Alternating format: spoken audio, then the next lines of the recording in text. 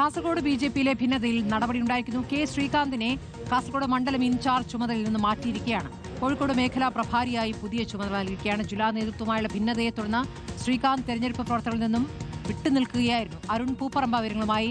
അരുൺ, ഇപ്പോൾ കാസർഗോഡ് പ്രധാനപ്പെട്ട ബിജെപി നേതാവാണ് ശ്രീകാന്ത്. കെ ശ്രീകാന്തിനെ ഇപ്പോൾ മാറ്റിയിരിക്കുന്നു കാസർഗോഡ് നിന്നും കോഴിക്കോട്ടേക്ക്. അദ്ദേഹം പ്രതികരിക്കുന്നുണ്ടോ ഈ നടപടിയോട്? അരുൺ,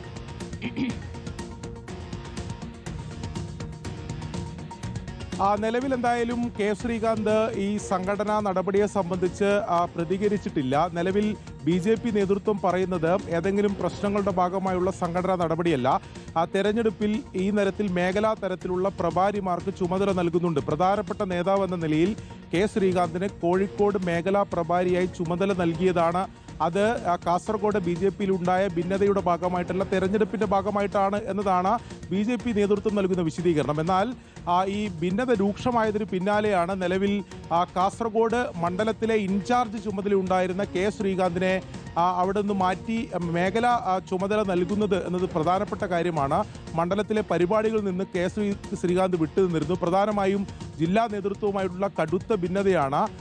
ജില്ലാ പ്രസിഡന്റും കാസർഗോഡ് മണ്ഡലത്തിലെ സ്ഥാനാർത്ഥിയുമായിട്ടുള്ള ML അശ്വിനി മണ്ഡലത്തിൽ നടക്കുന്ന പരിപാടികൾ, യോഗങ്ങൾ ഒന്നും അറിയിക്കാറില്ല എന്നതാണ്. ഏകപക്ഷീയമായിട്ടുള്ള തീരുമാനങ്ങൾ സ്വീകരിക്കുന്നു.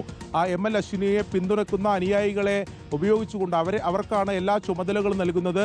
മേഖലാ പ്രസിഡന്റും അതോടൊപ്പം തന്നെ മണ്ഡലത്തിൽ ഇൻചാർജ് ചുമതലയുണ്ടായിട്ട് പോലും പരിപാടികളും യോഗങ്ങളും അറിയിക്കുന്നില്ല എന്ന പരാതിയാണ് സംസ്ഥാന നേതൃത്വത്തിന് മുമ്പിൽ കെ ശ്രീകാന്ത് മുന്നോട്ട് വെച്ചത്. അതിർത്തി സംസ്ഥാന നേതൃത്വത്തെ അറിയിക്കുകയും ചെയ്തിരുന്നു. എന്നാൽ നിലവിലൊരു തെരഞ്ഞെടുപ്പിന്റെ ഘട്ടമാണ്. ഏതെങ്കിലും തരത്തിൽ സംഘടനാ നടപടി എടുത്തു കഴിഞ്ഞാൽ അത് ഈ വിഷയം വീണ്ടും രൂക്ഷമാകുന്ന സാഹചര്യമാണ് ഉണ്ടാവുക എന്നതാണ് സംസ്ഥാന നേതൃത്വം വിലയിരുത്തിയത്.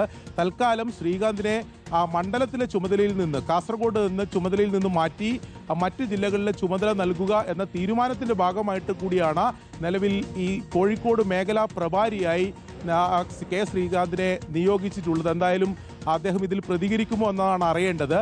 എന്നാൽ സംസ്ഥാന നേതൃത്വത്തിന്റെ നിർദ്ദേശപ്രകാരം ML അശ്വിനിയുടെ പ്രചാരണ പരിപാടികളിൽ, അതായത് പ്രത്യേകിച്ച് ഇന്ന് നാമനിർദ്ദേശ പത്രിക ഉൾപ്പെടെ കൊടുക്കാൻ അല്പസമയത്തിനകം റോഡ് ഷോ ഉൾപ്പെടെ നടക്കും. അതിൽ ഒരു പക്ഷേ കെ ശ്രീകാന്ത് പങ്കെടുത്തേക്കുമെന്ന വിവരം കൂടി ലഭിക്കുന്നുണ്ട്. അത് സംസ്ഥാന നേതൃത്വത്തിന്റെ നിർദ്ദേശപ്രകാരമാണ്.